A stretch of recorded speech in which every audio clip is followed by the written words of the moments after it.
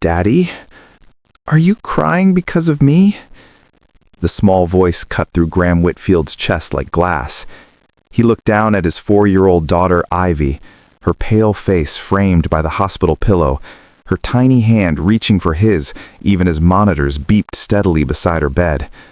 He couldn't answer. The words stuck somewhere between his heart and his throat, trapped by exhaustion and terror and the overwhelming weight of being a single father watching his only child fight for her life. "No, sweetheart," he finally managed, his voice rough. "Daddy's just tired. You rest now, okay?" Ivy's eyes fluttered closed, and Graham waited until her breathing steadied before slipping out of the pediatric ICU.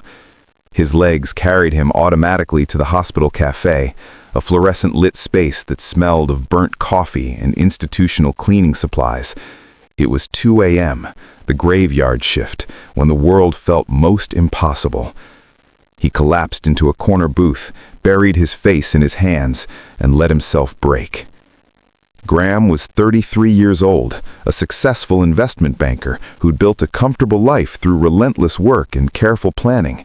But none of it, not his penthouse, not his portfolio, not his carefully constructed world, meant anything when Ivy had collapsed at preschool 3 days ago. Viral meningitis, the doctor said. Treatable, they assured him. But the uncertainty, the waiting, the helplessness of watching his daughter suffer while he could do nothing, it was destroying him from the inside out. And he was completely alone. Ivy's mother had left when their daughter was 6 months old, unable to handle the demands of motherhood, leaving Graham to navigate parenthood solo. He'd thought he was managing. He'd thought his love was enough. Now, sitting in this sterile cafe at 2 a.m., he wasn't sure of anything anymore. He didn't hear the wheelchair approach until a soft voice said, "Excuse me, I don't mean to intrude, but can I pray for you?" Graham's head snapped up. A young woman sat before him in a wheelchair, her eyes gentle and knowing, her hands folded in her lap. She couldn't have been more than 26, with dark hair pulled into a simple ponytail and an expression that held no pity, only compassion. "I'm sorry," he said, wiping his eyes hastily. "I've been coming to this cafe every night for 2 weeks. My father's upstairs, cancer treatment. And I've learned that this time of night, in this place, people don't cry unless they're carrying something too heavy to hold alone. So I'm asking, can I pray for you? You don't have to tell me anything. You don't have to believe what I believe. I'd like to try to help." Graham stared at her. In his world of mergers and market analysis, prayer seemed quaint, perhaps naive. But something in her face, the gentle certainty, the lack of judgment, made him nod wordlessly. She wheeled closer, and without asking permission, she reached for his hand. Her touch was warm, steady. She closed her eyes and began to speak, her voice low and rhythmic, asking for peace, for healing, for strength to carry what felt impossible to bear. Graham didn't close his eyes. He watched her face, watched how completely present she was in this moment, offering her faith like a gift with no strings attached. When she finished, she opened her eyes and smiled softly. "I'm Celeste." "Graham," his voice cracked. "My daughter, she's 4. She's sick, and I don't know if she's going to be okay. And I'm terrified, and I don't know what to do." Celeste nodded slowly. "I understand, terrified. I live with it every day." She gestured to her wheelchair. "Car accident 3 years ago. Paralyzed from the waist down. My mother died in the crash. I understand what it feels like when your world breaks and you can't put it back together." They talked until dawn crept through the cafe windows. Celeste told him about her father, Darren, a retired firefighter now fighting stage 3 lung cancer. How she'd moved back home to care for him, how they'd formed a new kind of partnership. She handled everything from her wheelchair that she could, and he helped with what she couldn't reach. How they'd learned that brokenness didn't mean the end, just a different kind of beginning. Graham, in turn, found himself sharing things he'd never told anyone. How inadequate he felt as a single father. How Ivy's mother leaving had shattered his ability to trust. How he'd thrown himself into work to avoid the loneliness, and now feared he'd failed his daughter by not being enough.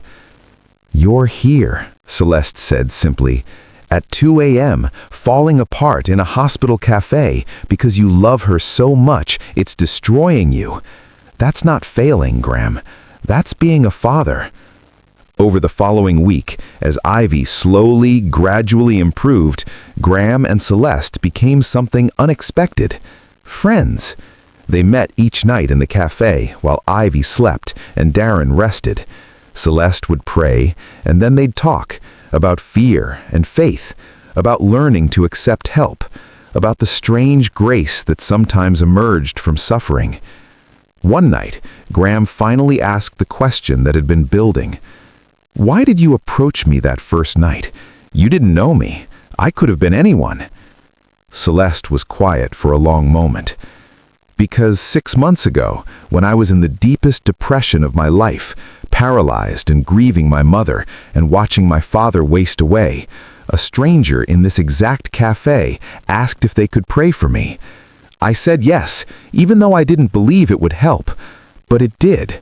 Not because prayer magically fixed anything, but because someone saw my pain and chose not to look away.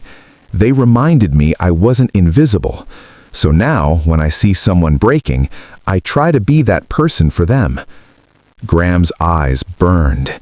"You have no idea what you've given me." "Hope?" Celeste offered softly. "More than that.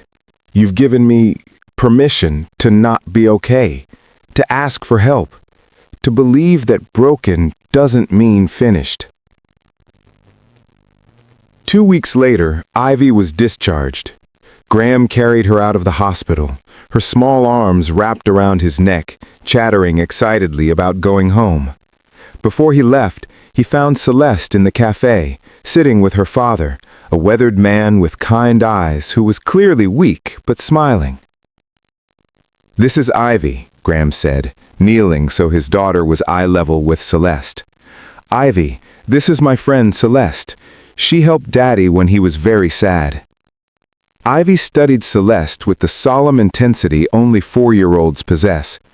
Then she reached out and hugged her, her small voice clear. "Thank you for helping my daddy."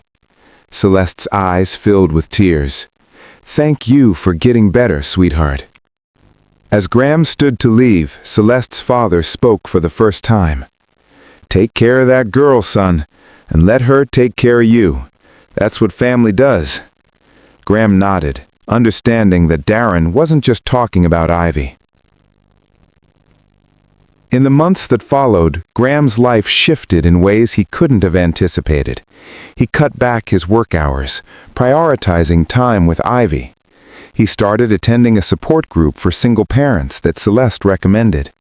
He learned to ask for help instead of drowning in self-reliance. And once a week, he and Ivy visited Celeste and Darren. Sometimes they'd share meals. Sometimes they'd just sit together, Ivy playing while the adults talked. When Darren's cancer went into remission 8 months later, they celebrated together, a makeshift family built not on blood or obligation, but on the simple choice to show up for each other. One evening, as Graham watched Ivy and Celeste working on a puzzle together, Celeste's father wheeled beside him. "You know what she told me?" Darren said quietly. "That night she first prayed for you changed her as much as it changed you. She'd been feeling useless, like her paralysis made her a burden. But seeing that she could still offer something meaningful to someone else, it gave her back her purpose." Graham's throat tightened. "She saved me that night." "You saved each other," Darren corrected gently. "That's how kindness works. It flows both ways." A year after that first 2 a.m. encounter, Graham sat in the same hospital cafe, not in crisis this time, but meeting Celeste for their weekly coffee. As she wheeled toward him, smiling, he thought about how a single moment of courage, her choice to approach a crying stranger, had changed the entire trajectory of his life. "Thank you," he said as she settled across from him, "for that first night, for asking if you could pray for me when I didn't even know I needed it." Celeste's Ran reached across the table, squeezing his hand the way she had that first night. "Thank you for saying yes, for letting me help, for reminding me that even from a wheelchair, even in the middle of grief, we can still be someone's answer to prayer." The moral lived in every conversation shared, every moment of vulnerability offered and received. Kindness isn't about having all the answers or fixing what's broken.